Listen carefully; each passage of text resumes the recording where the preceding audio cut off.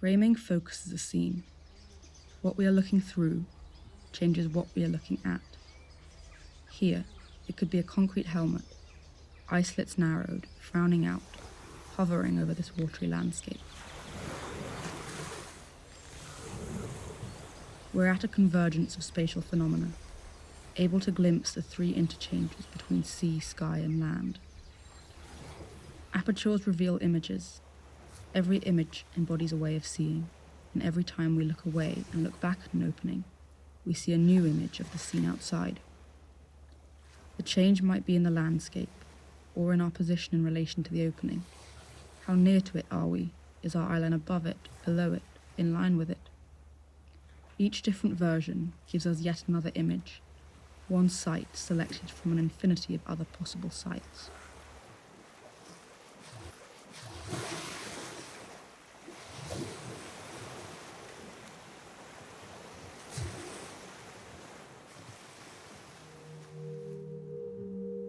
The world outside looks more hostile from in here. Framed as it is in strips and fragments, we give it intentional glances. Up the ladder, onto the platform, we have the fragments of 360 degrees. 4 views obscuring the corners, one in each intercardinal direction. The illusion of an overview, a fragmented view made whole by our inability to separate what we see from what we know. Our mind fills in the gaps, imposing context where maybe there is none. We look out, we look across, then, slowly turning but looking still, it becomes apparent that almost every view looks out eventually. All but one, the one behind us. And so, we look in. From here, the eye is able to traverse the complexities and varieties of the landscape on which we are currently situated. It is a view that allows access to the terrain and the physical qualities of which this landscape comprises. The landscape is vast, and here it is inverted. The weight of the walls tips the balance. The landscape no longer surrounds us, we surround it. We have captured it, contained it, dominated it, and yet the nature of the cutouts connects us with it, the occasional openings rendering this an outdoor existence. We are neither completely inside nor outside. There is a feeling, internal and external, of being immediately crushed. We are the forced interior of an external space, looking out at prescribed views. And so we'd expect to be confronted always, repeatedly, with the same landscape. But the landscape is only pretending to be the same. In reality, everything is in constant flux. The tides rise and fall, come and go, and the light does too. The changes are defined by a series of overlapping and concentric revolutions, reaching high and low points in their loops. High tides, low tides, the sun's zenith and solstices, the moon's apogee and perigee, plants blossoming, leaves falling. Colours change as the light and plants change, all markers of passing time.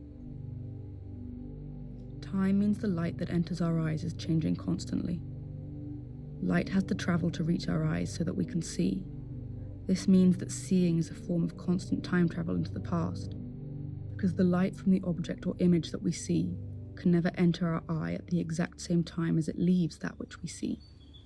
And so every view is a look into the past.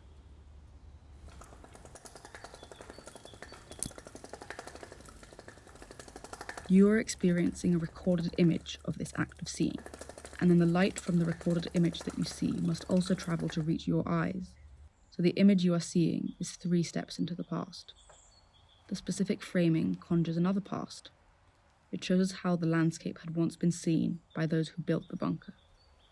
We do not know if this is what they wanted to see, but we do know that this is what they needed to see, because the chosen views are not subjective, they served a purpose. These concrete altars were built to face the void where the sea meets the sky. We're on the edge looking out, on lookout, in a lookout closed in. Is there power in this positioning? We're able to watch what goes on with a separation, a detached objectivity. The frames allow us visual knowledge without exposing us, so the structure interferes with an assumed reciprocity of nature.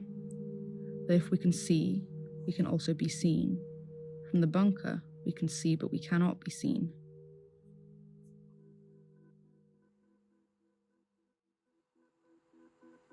But what happens if we venture out?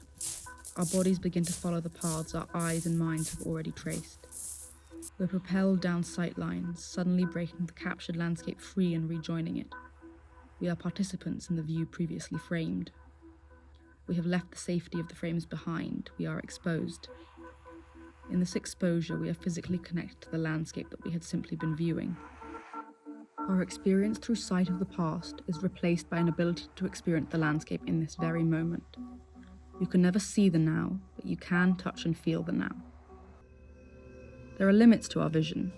It is only so far that each person can see, and there are visual boundaries, tree lines and mild elevations obscuring whatever is beyond. These boundaries lure us to reach their edge and examine them, challenging us to use our bodies to push the limits of our eyes.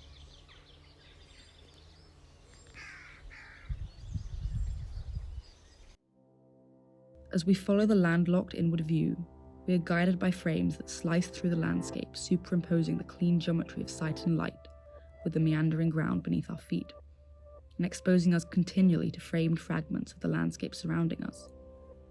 And in this way, we are once more the forced interior of an external space, catching glimpses of what is beyond. But still, our fragmented view is whole.